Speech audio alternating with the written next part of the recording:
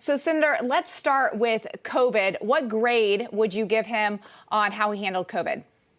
I'd say a C. I mean, to me, that was the part of the speech that really he didn't say much, didn't do much, didn't really offend, in my opinion.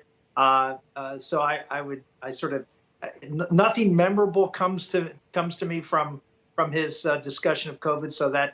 So for him, that's a C.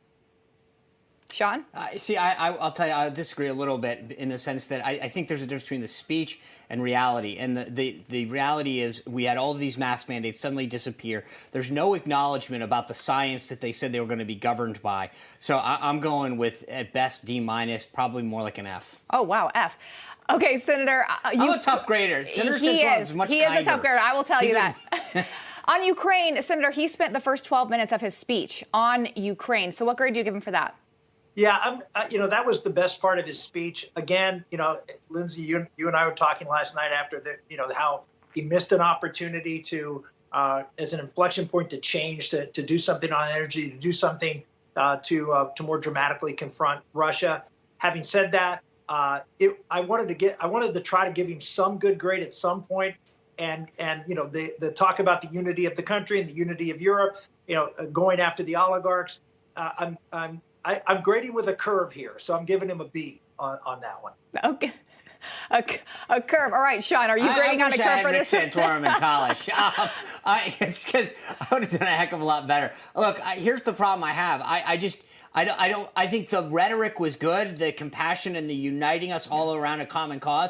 I will give the senator, I agree with him, on a B on that he was, hey, this is the cause and Putin bad. Yeah, I'm all on board on that. But the reality is that we've been leading from behind, waiting for Canada and France and everyone else to go first and talk about what they're doing.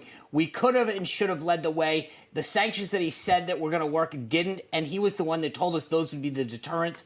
So I think there's a bit of reality that is missing him. Again, I'll bifurcate this. B for uniting us around a common cause, but I think D for the reality of what actually is happening. Okay, how about crime? I mean, this is something that is really happening around the country. How do you think he hit on that, Senator? Okay, and this is another one where it's a little bit of an odd grade here, because I want to give him credit for saying, he's not for defunding the police. So you got to give him credit for, standing in front of AOC, standing in front of Chuck Schumer and all the folks who want to defund the police and say, we're not defunding the police, we're going to fund the police. So in that respect, that's great. Other than that, it was not much on crime, which is again a point that here you have one of the major issues confronting this country, and all he did was give a little pushback on the issue of defunding the police. And the reason he did it was because he knows that's a very unpopular slogan in America. So again, I'm going to give him a little better grade, probably a C on that one, only because he at least pushed back on his left when he talked about it. And he did get a standing ovation from both sides on that one. Sean, what do you give him on crime? Well, I think the funny thing is he talked about reducing fentanyl and drugs, and yet we have an open border. I mean, again, saying the words, the senator's right. I mean, to stand there in front of AOC and the squad and say we don't want to defund the police, but at the end of the day, their rhetoric and everything else says everything opposite. So I think the tough thing about a State of the Union is that it's always the talking point versus the reality and the talking point versus the policy. And so to get up there, okay, I'm with Senator Santorum. I'm feeling generous today. I'll admit that it took a lot to stand in front of those far leftists and say that to their face. But the reality is that he's going to wake up today and do everything to undermine the police. So I just can't get off the Ds. All right, what do you give him on the border, Senator? That was a complete failure. I'm giving him an F on the border. I mean, to get up in front of the country and say we have to secure the border, that when he took office, the border was secure. And by his actions, immediate actions, on the first day, he created a tsunami of people from all over the world, 150 countries who have come into this country, and he's done nothing to stop the flow. He has been transporting people all over this country. He's undermining the working men and women of this country by a flood of immigrants to lower their wages and take their job. This is not this was hypocrisy at its highest.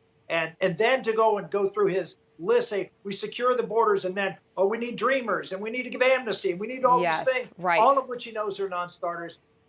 one of the worst parts of the speech. Speaking out of both sides of his mouth there, and he hasn't visited. I only have seconds left, but I do want to say overall, what grade do you give him? And Sean, I want to get yours too.